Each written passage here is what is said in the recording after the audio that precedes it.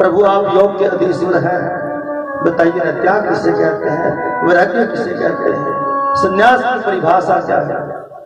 जब ये ज्ञान में प्रसंग शुरू हुआ उसी समय माता पार्वती को इंद्रा ने घेर लिया और उनको झपकी कर दी। लेकिन भगवान शिव को पता नहीं है कि कौन सोया है, क्योंकि वो तो नेत्र बंद करके कथा सुना रहे हैं। पीछे बैठा हुआ तोता वो सुख पक्षी, उन्होंने सोचा कि कितनी दिव्य कथा चल रही है और मैया तो सो गई, ओम ओम कहना बंद हो गया है, कहीं भोलेनाथ इस कथा को विश्राम न दे दें। इसलिए क्योंकि वो दिव्य पक्षी था, माता पार्वती के ही स्वर में ओम ओम ओम कहना शुरू कर दिया है, पर पीछे बैठ करके कथा सुन रहे। और जैसे ही कथा विश्राम हुई, भोलेनाथ ने जोर से जयकारा लगाया, बोलिए बाल कृष्ण लाल की जय। और जैसे जोर से जयकारा लगाया तो मैया पार्वती की आंख खुल गई और कहा, प्रभु फिर उद्धव को भगवान ने क्या कहा? बोले देवी मैंने तो कथा ही पूरी कर। बोले जी कैसे पूरी करके, हम तो सो गए थे। भगवान शिव ने कहा लेकिन मुझे ओम ओम की आवाज तो अब भी सुनाई दे रही है। पीछे मुड़ करके देखा तो तोता बैठा है। शिव ने कहा इसने कथा सुनी, मुझे कोई आपत्ति नहीं, सामने बैठ करके सुनता मुझे कोई आपत्ति नहीं थी, लेकिन इसने पीछे बैठ करके कथा सुनी, मानो इसने ब्रह्म विद्या की चोरी की है।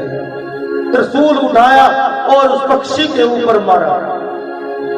वो पक्षी जान बचाता हुआ कैलाश पर्वत से नीचे की ओर आ रहा है, आगे आगे पक्षी पीछे पीछे त्रिशूल।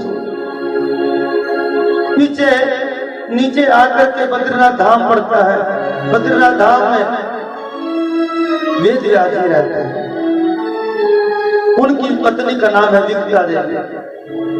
कहने लगी सुबह सवेरे का समय था, बोली बुढ़ापा आ गया है, हमें तो पुत्र तक में प्राप्त नहीं हुआ।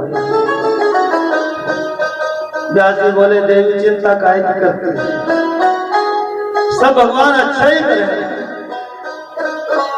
और इतना कहकर के व्यास पत्नी विद्या देवी को उबासी आई, उसका मुंह खुल गया। उस पक्षी को और तो कहीं छुपने की जगह नहीं बनी, उसने सूक्ष्म रूप लिया, मां के मुंह में जाकर के गर्भ में स्थापित हो गया। बोली सुखदेव भगवान की।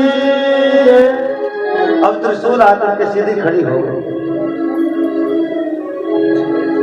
अब मैया को थोड़ी क्षति पहुंचा सकती है। दौड़े दौड़े भोलेनाथ भी आ रहे हैं। हे व्यास जी तेरे घर में मेरा चोर छुपा हुआ है। व्यास जी बोले कौन सा चोर? बोले सुख पक्षी ने मेरी कथा सुनी है, अमर कथा, और हम उसे मार डाले। व्यास जी बोले आप भी भोले के भोले रहोगे प्रभु जी, जिसने आपकी अमर कथा सुन ली है उसे आप कैसे मार सकते हो? शंकर जी बोले ये तो हमने सोचा ही नहीं था।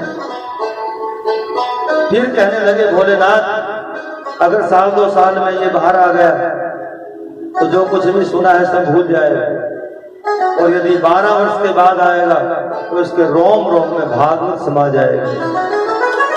सुखदेव जी बोले बाहर जब इतना खतरा है हम तो 12 वर्ष के बाद ही आए।